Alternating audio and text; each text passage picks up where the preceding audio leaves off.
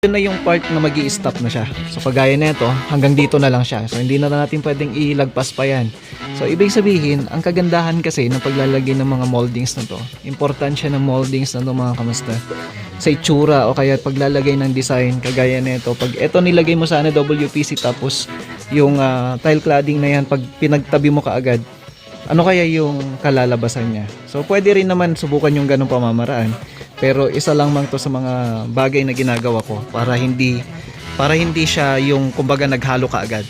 So dapat yan may separation. Kasi ang magiging balance nito, para maging balance siya, pintura na to mga kamasta, no? So pintura na lang yung gagawin natin.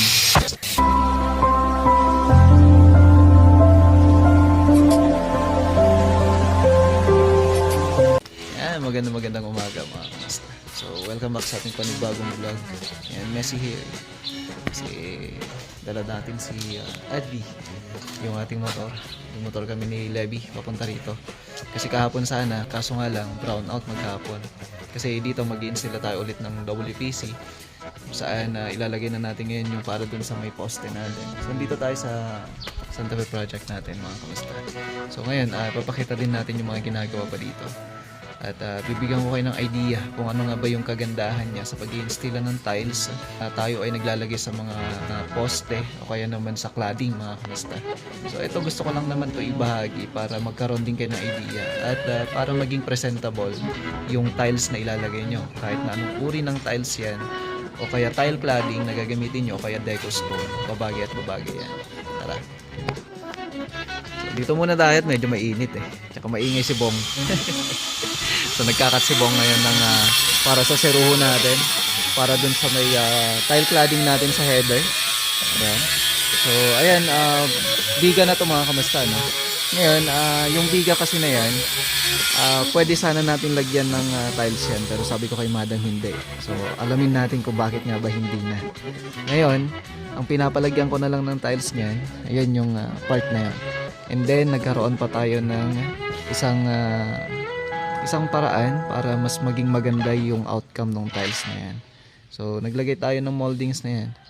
Ayan, concrete moldings yan mga kamasta, kung napapansin niyo yan. Concrete moldings yan na talagang nilagay natin o kaya finorm natin na 2x3 mga kamasta. O kaya yung sukat niyan 2x3 kagaya ng mga nandito, moldings na yan. So pinarehas na natin yung nasa taas. Kaya kung mapapansin nyo dito sa part na to, ganda na niya, diba? Lalo na kapag nilagay na namin mamaya yung WPC natin doon sa mga poste na yun. So yun yung gagawin namin ni Levy. At dito sa taas, ayan, abangan nyo rin kung ano yung mga gagawin pa namin dyan sa taas. Itong maganda talaga din yung tubular. Tapos may tubular din dito sa part na to. So abangan nyo yan kung ano pa yung mga gagawin. Sa ngayon, ito babahagi muna natin yung mga tatrabawin natin ngayon mga kamusta, no? Kung ano yung mga natapos namin. So ito yung gusto kong pag-usapan pagdating sa pagpapaganda ng bahay ninyo at kung ano yung nga ba yung kagandahan niya kapag itong mga idea na ito mga kamasa i-apply mo sa iyong pagpapagawa ng iyong bahay. O kaya naman kung ikaw ay nagdi-DIY o kaya naman ikaw ay isang contractor, nag-uumpisang contractor mga kamasta, ito maaari mo itong gamitin at may apply sa iyong paggawa. So sa presentation, so para sa may-ari, tsaka kung gusto mo naman talaga na maging kaaya-aya yung itsura ng gagawin mo mga kamasta. O kaya naman kung may mga paraan naman kayo, pwede naman. Pero ito, isang idea mga kamasta ng mga gamit ninyo para mas maging maganda yung kalalabasan ng trabaho natin. So ngayon mga kamasta, tingnan natin yung itsura nito nung wala pa tong tile cladding, wala pang moldings, wala pang WPC. So dito tayo sa part na to. So ito yung picture niya. Yan. Tapos ngayon, ito na yung itsura niya ngayon. Okay, konting pasilip lang yon. So actually hindi pa naman to tapos, but then bibigyan ko lang kayo ng idea kung ano nga ba yung mga binago natin dito at kung ano yung mga dinagdag natin mga kamasta, no? So dito sa site na to mga kamasta, ang problema kasi o kaya dito sa site na to mga kamasta, binigyan tayo ni Madam ng authority o kaya naman chance na kumbaga tayo yung magpapaganda na kung saan na kahit na hindi niya mapili o kaya yung pipiliin niya sana mga gamit, kumbaga tayo na yung mag-aayos, parang ganon. So parang tayo na rin namili ng mga iba pang gamit dito na talagang babagay, mga kamasta. So ibig sabihin yung tiwala ni madam na binigyan niya sa atin para pagandahin tong harapan ng bahay niya, at the same time sa loob na rin, mga kamasta, no? So yun yung gagawin natin at saka ginawa natin ngayon, mga kamasta.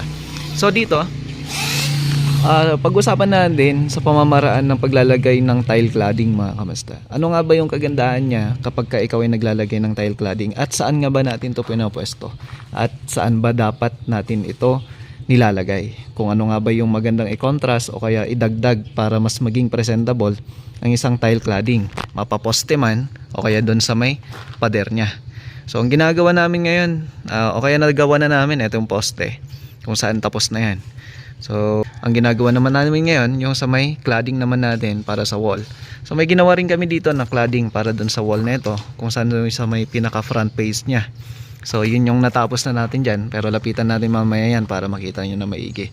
Sa ngayon, ito muna yung part na ipapakita ko sa inyo, kasi nga gusto ko ipakita sa inyo yung harapan na kung saan, kung ano yung mga dinagdag namin at kung ano yung mga ginawa namin, mga kamasta, no? So dito nung nakita nyo, okay na, kung nakita nyo yung picture na yon, so as is talaga na buong buo yan, diretso yan na poste. Yung kumbaga walang kaarte-arte, poste, biga, tapos yung wall lamp nya nandun na sa taas. So ngayon binago ko siya, mga kamasta, no? So ito pinarehas ko lamang sa itsura nung building, kasi kung makikita ninyo kahit sa picture pa lang, talaga mataas talaga yung building na to, mataas. So ibig sabihin yung mataas na yon, kumbaga walang kaitsura yung harapan niya. So sa ngayon, ito yung mga binago na, ito yung mga ginawa natin para magkaroon siya ng kumbaga yung may pre-presenta natin siya na maayos. So yung sa taas, meron din tayong WPC doon na pang indoor. So yun din yung pag-uusapan natin mamaya, kung ano yung dalawang WPC na ginamit natin dito. So dito, mga kamasta, sa paglalagay ng tile cladding at saka yung sa pagde-design natin, mga kamasta, number 1 dyan, dapat meron ka tinatawag na separation. Sa paglalagay kasi ng mga designs, meron tayong ginagawa para hindi siya nagmumukhang sarili niya yung building, hindi rin siya yung tinatawag na parang nag-iisa siya. Then meron din siya yung dapat may kapatid o kaya kaparehas, mga kamasta, no? Yun yung mga bagay na iniisip natin o kaya ginagawa natin bago tayo naglalagay. So dito, unahin natin yung tile cladding na yan. Sa tile cladding, mga kamasta, napakaganda niyan kapag ka ito ay may separation o kaya naman may hangganan, mga kamasta.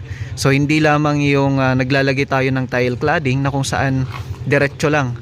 Kumbaga yan, yung poste na yan, nilagyan mo diretso hanggang sa taas. So parang hindi siya kaaya-aya. Isipin mo maigi, mga kamasta, no? So ngayon, pagka yan nilagyan natin ng buo na tile cladding yan, o kaya yung tiles natin para dun sa may poste niya, kung iisipin natin maigi, parang anong nangyari?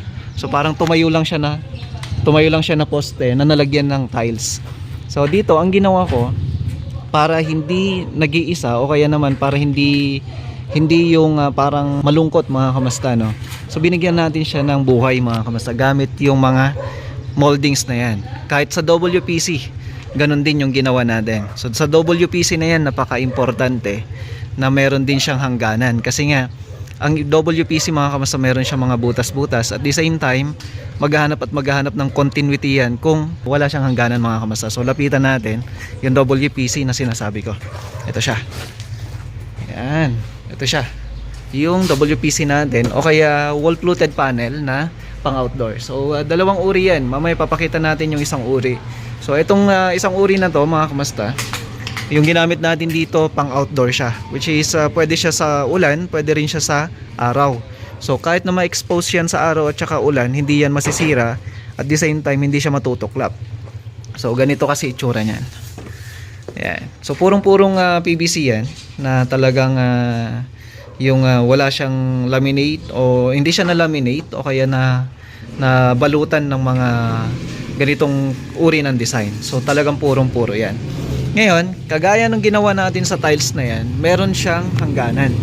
So yung hangganan na tinatawag ko, meron siyang parang frame na kung saan doon siya titigil, doon siya doon siya magre-rest o kaya naman doon siya titigil mga kamusta, no? Yun na yung part na magi-stop na siya. So kagaya nito, hanggang dito na lang siya. So hindi na natin pwedeng ilagpas pa yan. So ibig sabihin, ang kagandahan kasi ng paglalagay ng mga moldings na to, importansya ng moldings na to mga kamusta, sa itsura o kaya paglalagay ng design kagaya nito. Pag ito nilagay mo sana WPC tapos yung tile cladding na yan, pag pinagtabi mo kaagad, ano kaya yung kalalabasan niya? So pwede rin naman subukan yung ganong pamamaraan. Pero isa lang mang to sa mga bagay na ginagawa ko para hindi siya yung kumbaga naghalo kaagad. So dapat yan may separation. Kasi ang magiging balance nito, para maging balance siya, pintura na to mga kamasta, no? So pintura na lang yung gagawin natin. Tapos ganun din sa taas.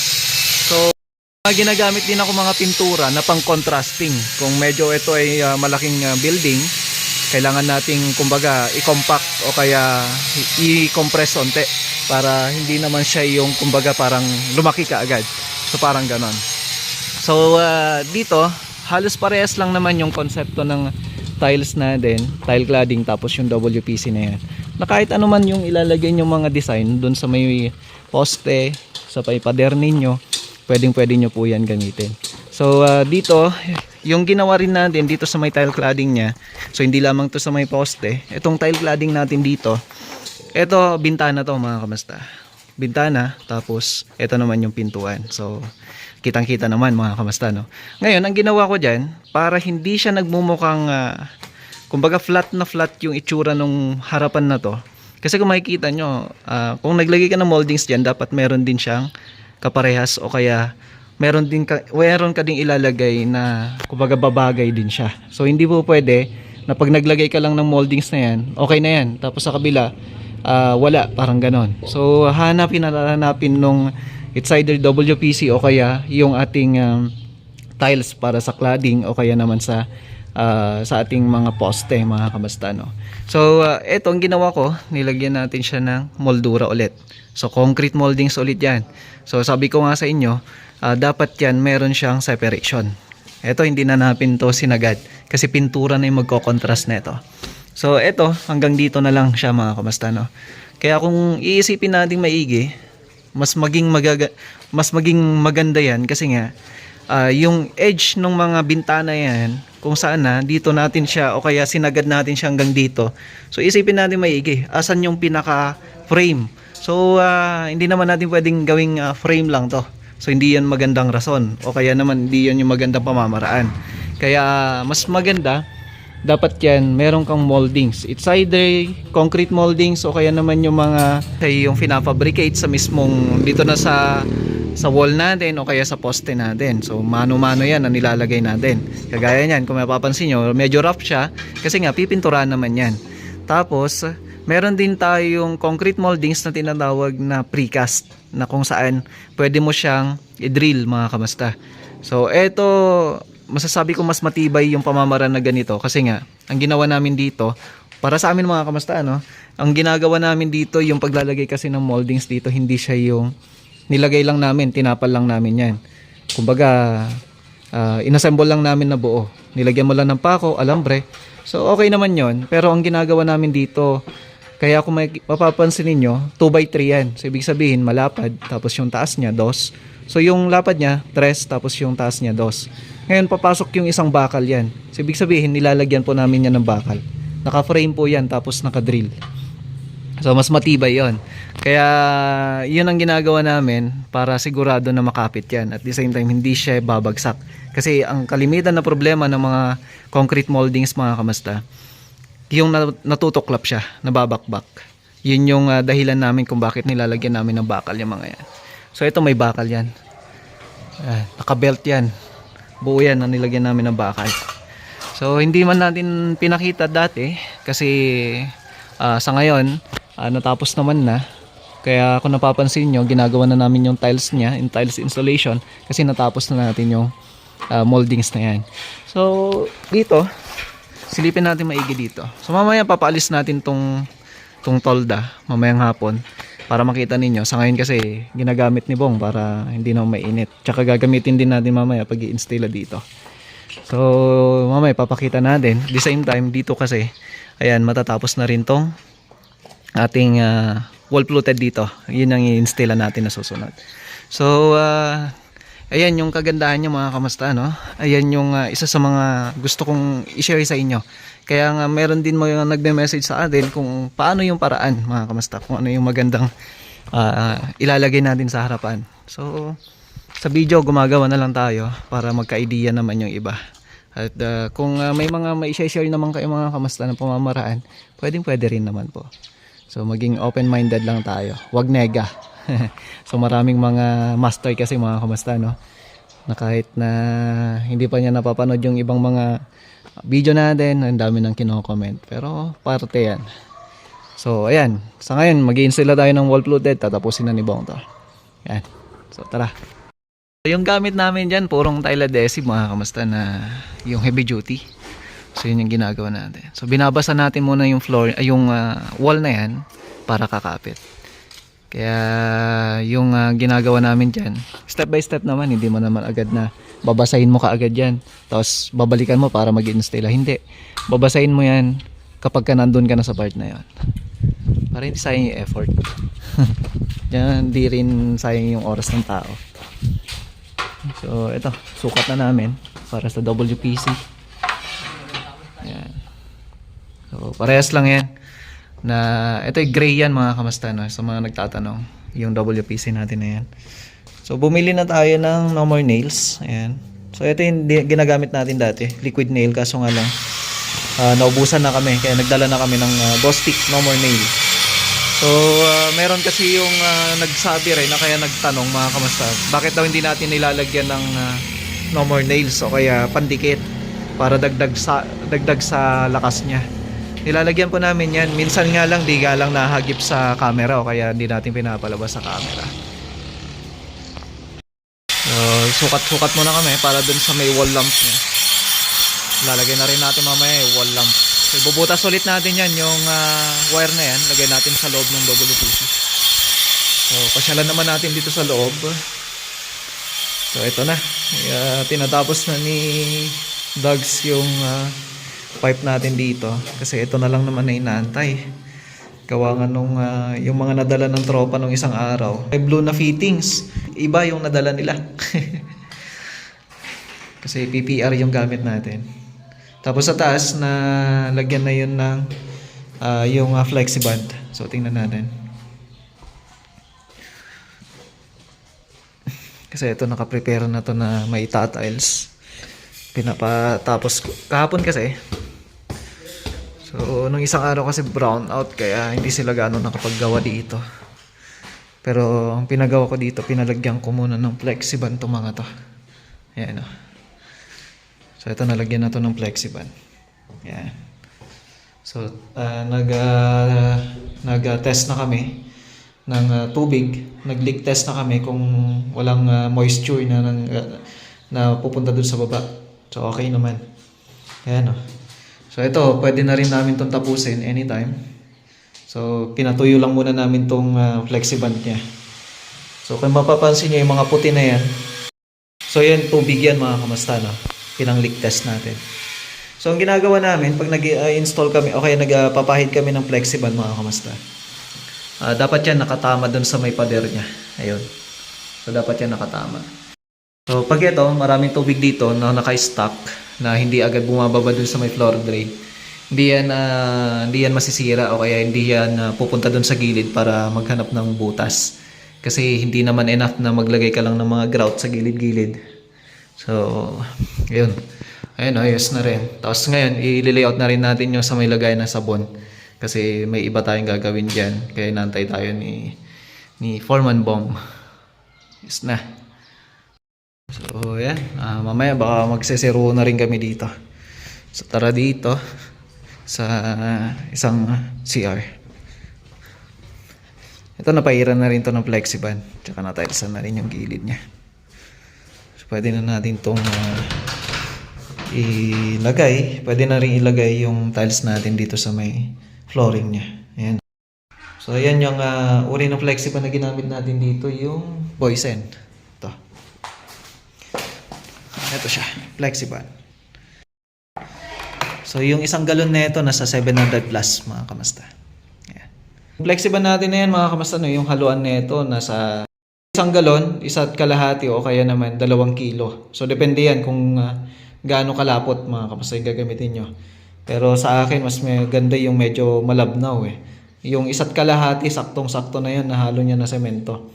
Para yung kabasa kasi ng waterproofing mga kamas, mas maganda pagka medyo basang-basa para pumapasok siya. Kasi pag medyo malapot na talaga o kaya talagang malapot na parang nakapaibabaw na lang siya. Kaya ang ginagawa ko talaga yung 1 galon, 1.5 kilo na lang ng semento. Para mas maganda siya ipahid at the same time pumapasok sa mga maliliit na butas. Okay. So, pag natapos yon, eto na lang din. Kasi ang ilalagay lang naman na doon, tiles lang naman na sa flooring niya. Then, okay na tayo. Ayos na. So, ito yung mga tiles na ilalagay natin dito sa may, ito, stair. So, ito siya. 120 by 30 mga kamasta. So, ito yung gagamitin natin. Ito na rin yung gagamitin natin mga kamasta para sa stair natin. So, 120 by 30 to. So, yan yung dimension nito. So, one set to mga kamasta, no? Kapag bumibili kayo, meron siya yung may groove. Ayan, yung may groove na yan. Tapos, ito yung sa may sidings niya.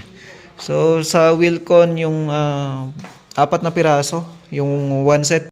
So, bali 2 lang pala yung laman nito sa isang box, nasa 2 plus na siya. So, one set na yon.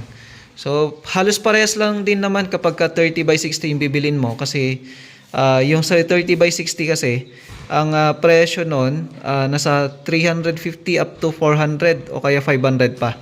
So, set na yon. Meron siyang pang sidings din, meron na rin siya sa floor. Pero ang kainaman kasi pagka ganito na buo mga kamasta, ang kaganda niyan, wala nang dugtong sa gitna. Puputulan mo na lang dito pagka sobra. Kasi ang dimension nito, 120 to. Ang haba nito 120 tapos 30 yan. So install na natin to. Yan. Binubutas lang muna natin yung para dun sa electrical niya. So dun sa reels natin, sabi nila pwede naman kayo maglagay ng lambre para mabilis. Meron naman yan, yung long nose lang. Pang hugot mo mga kamasta. Kasi depende naman sa laki ng ilalagay mo na wall lamp. Pero ang kainaman kasi niyan, dapat talaga maliit yung butas para kahit anong klaseng wall lamp. Kunwari, pagpapalit tayo ng wall lamp, pag nagsawa na yung may-ari, tapos gusto niya mapalitan, hindi pangit tingnan. Tsaka dapat yun yung sukat niya, saktong-sakto pa rin. Ayan, naihaw na si Levi. Okay lang. Yung tolda kasi nilipat namin dito, medyo mainit na. Ayan, tingnan niyo yung harapan. Diba? Lalo na pag naalis na itong mga to, graba dito. Ayos na. Tapos yun na lang talaga yung ilalagay doon sa taas niya na kahit na tubular na mga kamusta para babagay.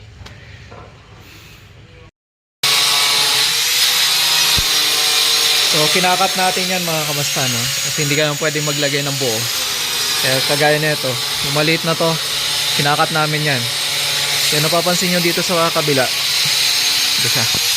Ayan. Pero dapat maayos para maganda siya tingnan. Kagaya nito, maayos yung pagkakakat niya.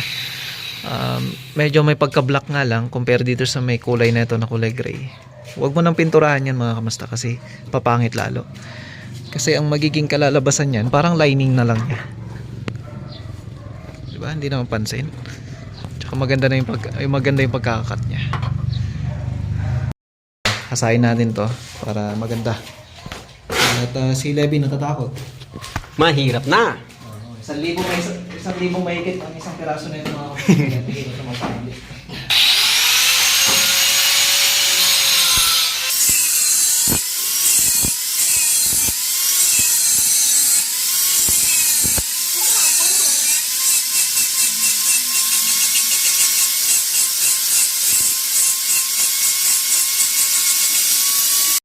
Ayan o, nakat na natin. Tingnan niya. So dapat yan panatilihin natin yung sukat niya na pinaka original tapos dito o kaya pinaka base natin. Ayan. Tapos lalagyan na rin natin yan bawat paligid niya.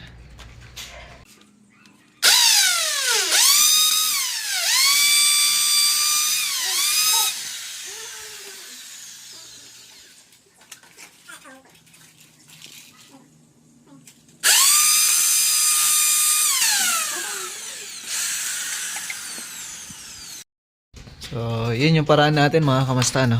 Para may straight natin yung poste. O kaya paglalagyan natin. Gamitan natin siya ng bar level. Kaya laser leveler pwede rin. So, ito yung mga nilalagay namin mga kamasta, no? Ayan. So, makikita nyo, dami, di ba? Kabit na natin. So, gamit lang din ulit yung ating 2.0 na Magic Tox. So, dahan-dahan lang dapat para iwas gas-gas. Mas maganda kasi ito kaysa yung ting-ting. Pwede rin naman yung kahoy. Basta yung solid na kahoy. Ayan. Sa taas. Check natin kung maganda yung tayo niya. Kasi yung kalimitan kasi, problema ng iba, yung poste. Ayan, no? Ganda ng tayo niya, di ba? So, kung dito tayo kasi sa poste magbe-base lang, kung kabit-kabit lang tayo, ayan, no? May tama. Kasi sabi ko ngayon, wala namang perfectong trabaho. Lalo na kapag ka sa pagpapahid talaga ng semento. Wala pa akong na-encounter na talagang 100% na perfect. Kahit sino naman siguro wala pa. Kaya yun din yung kino-consider natin mga kamasta. Kasi kahit kami man, ikakamali din. Wala namang perfecto, sabi ko nga. Dito tayo nagpapwesto, talagang mainit. Masakit yung likod ko. Yan, yung struggle ko rin kasi minsan. Kaya sa pagmomotor, konting patakbo lang na maayo ng motor. Pag sa kotse kasi mas lalo ko nangangalay at masakit yung likod ko talaga. Ayan, no, na-install na natin mga kamasta, no? So ayos na. So may emergency tayo ngayon. So ayan, may emergency tayo, kakarating. Hindi natin matatapos yung paglalagay ng fluted. Pero ibig ko sabihin hindi na natin may video, pero ilalagay na ng tropa. So, may emergency lang tayo. Kailangan natin umuwi kaagad. Kakain lang kami mga kamasta. At ito talaga, may mga biglaang pangyayari. Pero okay lang naman. So, kain muna kami pananghalian. Kasi mag-alauna na. So, tara, kain na muna tayo mga kamasta. Tawagin na natin yung tropa. Tara, kain na tayo. Kailangan na talaga natin bumaba. So, anong ulam natin? Giniling. Bakit ay nagiling nga? Ko na hindi niya binutasan. Sarap po. Longganisa yan, giniling na. Sisig. Kain na tayo, mga kamasta. Tapos na kaming kumain. Ayan. Ayan. Bababa na naman kami ni Levi. So, ito na yung ginagawa ni Tagol. So, dalawa yan. Dalawa yung sink natin. So, dalawa din yung abang natin para dun sa may hot and cold niya. So, lagi nyo tatandaan mga kamasa, yung hot natin, bandang kaliwa. Yan. So, yung abang natin para dun sa may heater natin, multi-point doon na siya. So, ayan mga kamasta, no? So, yung tiles pala natin para dun sa may floor natin. Ito pala. Yun. So may pagka-matte siya, ayan oh. Diba? May pagka-textured. So ito yung sa flooring natin. Lahat yan, sa taas tsaka dito sa baba. Ayan gagamitin natin. Okay. So tingnan natin dito. Ayan. So mamaya lalagay na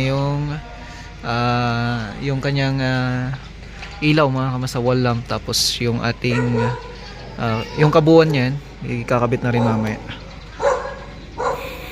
So ayan mga kamasta, hindi na rin tayo magtatagal at may emergency tayong kailangang puntahan. So biglaan to. Kailangan natin bumaba kaagad. Ayan, so ayan, hanggang dito na lang muna yung video natin, update natin at konting tips sa ating paggawa mga kamasta. Hopefully nagustuhan nyo yung idea na aking binahagi. So hanggang dito na lang yung video natin. Mag-ingat po kayong lahat. God bless everyone. Bye.